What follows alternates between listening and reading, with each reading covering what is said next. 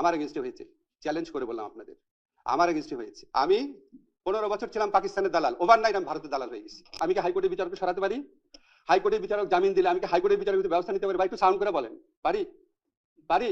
তাহলে হাইকোর্টের বিচারক যদি জামিন দেয়, হাইকোর্টের বিচারক যদি অন্যায়মূলক ভাবে জামিন দেয়, সেটা হাইকোর্টের বিচারকের দোষ।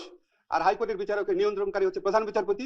তাহলে প্রধান বিচারপতি হচ্ছে প্রশ্ন করবেন। আমাদের অন্তত 3-4 জন উপদেষ্টা বিভিন্ন সময় পদত্যাগ করতে চেয়েছে। আমরা যখন প্রত্যাশা করি, আমাদের এই বিপ্লব পরবর্তী সময়ে প্রত্যাশা ম্যানেজমেন্ট একটা বিশাল ব্যাপার হয়ে দাঁড়াইছে।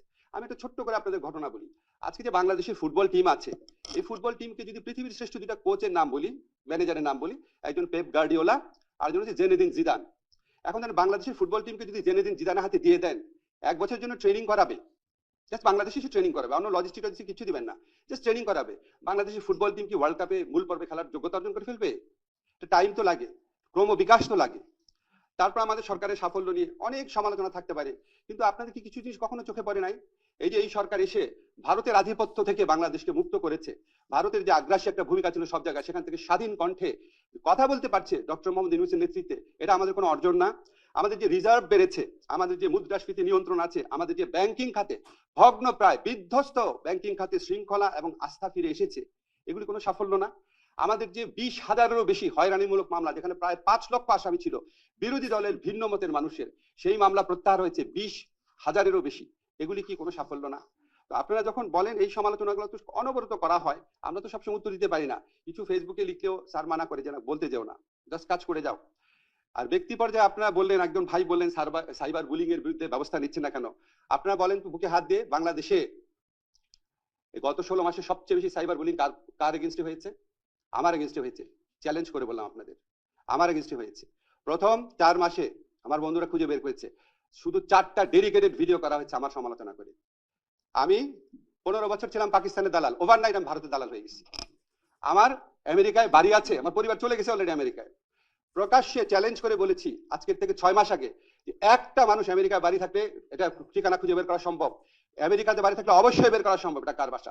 ওপেন চ্যালেঞ্জ করেছি সমস্ত বাংলাদেশ, পৃথিবীতে যত বাঙালি সাংবাদিক ইউটিউবার আছে সবাইকে, খুঁজে বের করতে পারে নাই। যেই মিথ্যুক, যে বদমাইশ বা যেই বদমাইশরা এগুলি প্রচার করেছে, তাদের কাছে কেউ কিছু বলেছেন? এর চেয়ে বড় সাইবার বুলিং হয় একটা মানুষ যার জীবনে সততা সবচেয়ে বড় অহংকার, তার বিরুদ্ধে এই ধরনের ক্যাম্পেইন করা।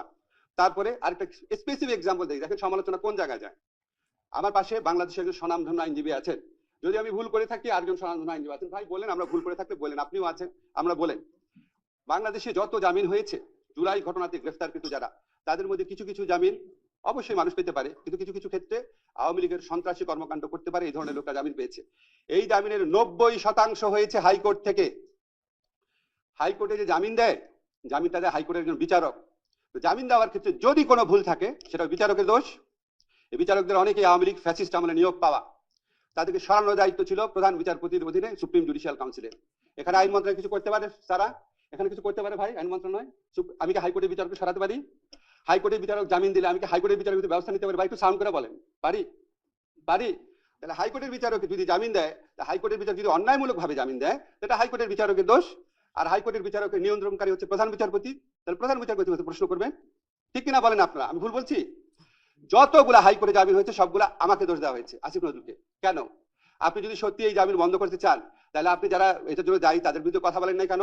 আওয়ামী লীগের ফ্যাসিস্ট আমলেও তো আপনারা সিনহা, শামসুদ্দিন মানিক, খায়রুল হকের বিরুদ্ধে আমরা কথা বলেছিলাম। তখন বলা গেছে, তখন কি তত্ত্বাবধায়ক সরকার রায় বাতিল হইল কেন? খায়রুল হককে দোষ দিয়েছিলেন নাকি আইনমন্ত্রীকে দোষ দিয়েছিলেন? শামসুদ্দিন মানিকের উদ্ভট কর্মকাণ্ডের জন্য কি শামসুদ্দিন মানিককে দোষ দিয়েছিলেন? আপনারা দেখছেন CNW নিউজ টিভি।